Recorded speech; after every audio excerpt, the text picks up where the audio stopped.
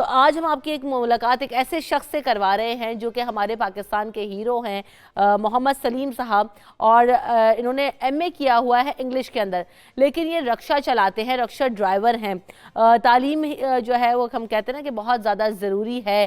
तालीम हासिल की, किताबें लिखी, लेकिन नौकरी नहीं मिली। अब जब नौकरी नहीं मिली तो फिर बच्चों को तो पालना है। ये जो आप 3 किताबें देख रहे हैं, ये 3 किताबें मोहम्मद सलीम साहब की हैं, जो कि उन्होंने अंग्रेज़ी ज़बान के ऊपर जो टेंसेस जिन्हें हम कहते हैं उसके ऊपर इन्होंने लिखी हैं, जिसके 3 एडिशंस आए हैं। और ये किताबें जो है वो काफ़ी ज़्यादा हम देख रहे हैं कि पढ़ी भी जाती हैं, तो हेल्पफुल हैं बच्चों के लिए। तो अब जानने की कोशिश करेंगे कि इतना सब कुछ होने के बाद, इतना एजुकेटेड होने के बाद, तालीम से आरास्ता होने के बाद क्या वजह बनी कि सलीम साहब रक्षा चला रहे हैं। तो आज हमने उन्हें शो में बुला लिया है, वेलकम करेंगे शो में। अस्सलाम वालेकुम सलीम साहब, कैसे हैं आप? ठीक है। आप मुझे सबसे पहले ये बताएं कि आप इतने तालीम याफ्ता हैं, लेकिन रक्षा क्यों चला रहे हैं? नौकरी क्यों नहीं मिली आपको? हाँ, ये रक्षा इसलिए मैंने ये चला रहा हूँ कि ये पाकिस्तान में एक ऐसा ये शुबा है जो हमारी हांडी रोटी चला देता है। अब अगर रात के 3 बजे भी हम रक्षा निकालें ना, तो 10 रुपये 20 रुपये की सवारियाँ उठाकर हमारी हांडी रोटी वगैरह वो चल जाती है। अब कोई शोबा ऐसा नहीं है कि जो नकद जो पेमेंट करता हो, तो ये इसलिए ये रक्षा जो है इसकी सवारी मिलती रहती है, हमारा घर चलता रहता है। क्योंकि मेरा घर का निज़ाम इस किस्म का गुंजाइश नहीं है।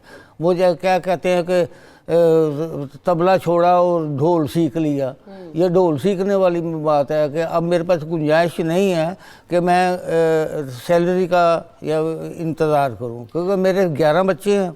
तो बच्चों के लिए मुझे कुछ ना कुछ करना पड़ता है। उसमें 1-2 बच्चे बीमार रहते हैं, तो अगर डॉक्टर के पास चले जाओ तो एक मेरे को 400-500 रुपये तो आम बात है ना एक बच्चे की। तो मेरे 11 बच्चे हैं, तो 11 को 11 एकदम तो नहीं सही हो। तो लिहाजा उसके लिए मुझे रक्षा एक ऐसी चीज़ है पाकिस्तान में जो पाकिस्तान की इज़्ज़त भी बख्शता है ये।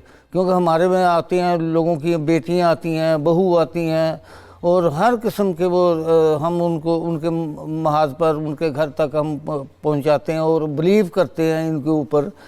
खामद अपनी बीवी को वो भेज रहा है, भाई अपनी बहन को भेजता है, तो तमाम है। तो ये ऐसा एक शोबा है पाकिस्तान में जिसने इज्जत बख्शी हुई है कि कभी कोई ऐसा वाकया पेश नहीं आया। आप ये जो आपके बच्चे भी सारे छोटे छोटे, कोई और आपके साथ यानी कमाता नहीं है, आप अकेले कमाने वाले, कैसे मैनेज कर लेते हैं 11 बच्चों को? और रक्षे से क्या वाकई इतनी कमाई हो जाती है आप सबको मैनेज करना? रक्षे में मैंने कुछ सर्विस की थी। मैंने ये 5वीं 6वीं जमात वाली जो कोर्स मैंने की, तो वो मैंने पहले छोड़ दिया। उसकी मुझे पेंशन कुछ आ जाती है, उसको मैंने वो मतलब कि, लेकिन वो इतनी नहीं क्योंकि मेरा मकान किराए पर है। गवर्नमेंट की नौकरी थी? हाँ, मकान किराए पर अपना नहीं है। जो मैंने कमाया था तमाम मैंने एमए इंग्लिश एमएड पर, तो इसकी मुझे नौकरी कोई नहीं मिली।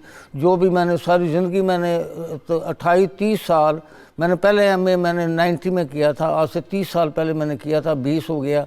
तो मैंने ट्राइयों पर गुजारता रहा। जब यह कुछ नहीं हुआ तो मैंने तमाम चीज़ें छोड़कर खानपुर ज़िला रहीम अरका से मैं इधर शिफ्ट हो गया हूँ। मैंने कहा कि ये जो हमने जो तालीम हासिल किया हमने गलत किया, इट इज़ टोटली करप्टेड, क्योंकि it leads to jungle not city.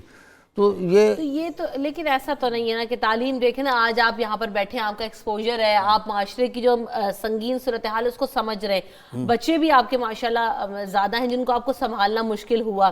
तो आप बच्चों को पढ़ाने के हवाले से क्या सोचते हैं? तो मैं ये असल तो पाकिस्तान को अभी ये नहीं पता कि तालीम किसे कहते हैं।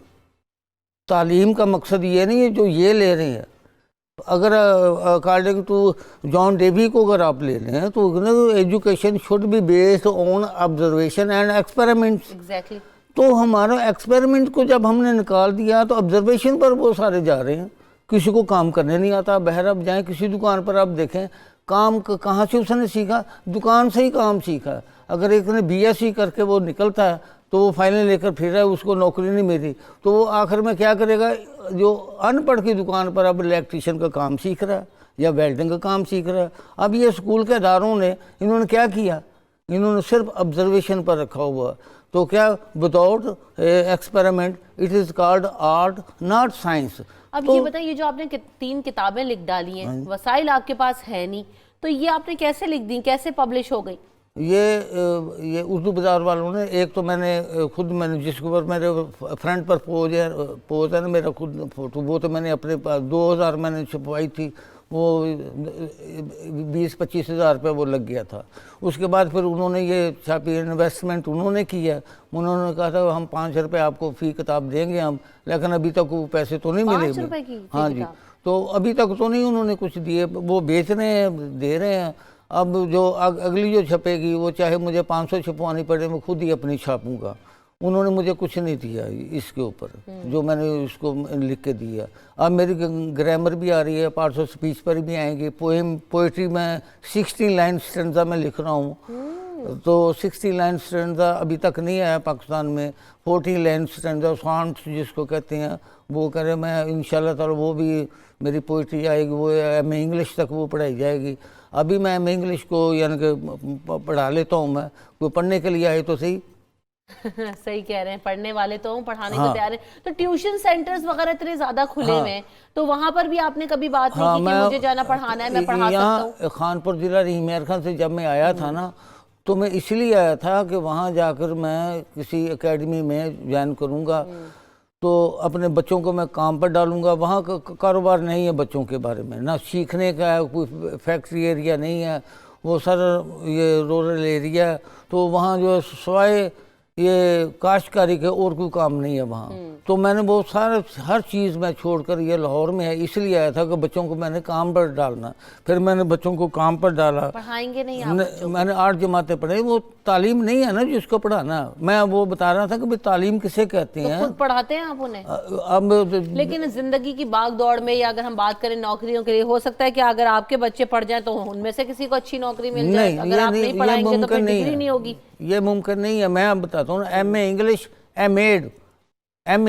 एमएड को आम मेरिट नहीं है। सही है।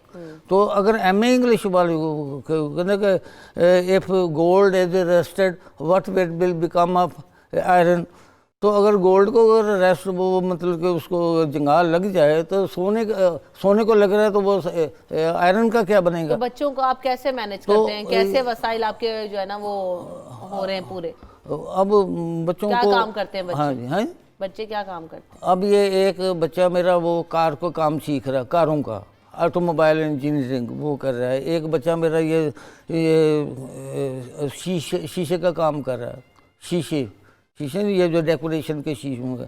एक जो है वो बाटा की दुकान पर वो सेलमैन से वो ये यतीम खाने में है। एक बच्चा जो है वो ये इचरा मेन बाज़ार में वो गारमेंट की दुकान पर वो काम सीखा, किसी की दुकान पर। तो सारे मैंने काम पर डाल दिए। वो इसलिए डाल दिए कि ये वो तालीम नहीं है, यानी कोई education should be given technically not verbally. तो पाकिस्तान का निज़ाम है जो आप बता रहे हैं कि ये तालीम वो नहीं है। तालीम इनको तो ये नहीं पता कि तालीम किसे कहते हैं। तालीम ये नहीं कि आप ज़बानी कलामी की बात होती है, जो हम काम सीखते हैं ये भी तालीम है। हुज़ूर सल्लल्लाहु अलैहि वसल्लम से जब ये पूछा गया कि अगर हम चीन तालीम के बारे में, तो चीन जाना तो चाहे। तो देखिए ना, अब सलीम साहब आप बात बजा कर रहे हैं कि मसाइल हैं, नौकरी नहीं मिली जिसकी वजह से आप मायूस हो गए, लेकिन एक कहते हैं ना कि हमें ज़माने के साथ चलना है, हमें पीछे नहीं रहना। और ख़ास तौर पे क्योंकि आपके आगे इतने सारे माशाल्लाह बच्चे हैं, अगर आप उनको तालीम देंगे, ना सिर्फ आप सिखाने वाले की, बल्कि हम जो बात कर रहे हैं इंस्टीट्यूट्स में जब आपने पढ़ा, तो देखिए कहीं ना कहीं वो आपको पे ऑफ कर रहा है, कहीं ना कहीं आपको उसका सिला मिल रहा है। आपने किताबें लिखी हैं, आपको लोग जानते हैं, सराहते हैं, आप इस काबिल हैं कि वो समझ रखते हैं, अपने बच्चों को तालीम दे रहे हैं। तो बच्चों को जरूर पढ़ाइए, ये हमारी आपसे गुजारिश है, ताकि अगर उनके पास भी, देखें डिग्री आपकी ज़ाया तो नहीं हुई ना, अगर उनके पास भी डिग्री होगी, अगर वो पढ़े लिखे होंगे, तो जिंदगी में ना सिर्फ इस हुनर के साथ कुछ कर सकते हैं, बल्कि शायद अच्छी नौकरियां भी हासिल कर सकते हो और इस हुनर को भी इस्तेमाल कर सकते हो। अब ठीक है, मैं बार बार यही कह रहा हूँ कि भाई तालीम से अब बच्चे हैं ना मेरे, उनको मैं अब वो पर्चे दे रहा है, ये जो इम्तिहान आ रहा है ना, ये एक बच्ची और बच्चे को मैंने राजी कर लिया कि आप पढ़े। मैं उनके पीछे, अब वो कहते हैं अबू जी बात ये है कि हम एमए इंग्लिश भी कर सकते हैं, हर चीज़ कर सकते हैं।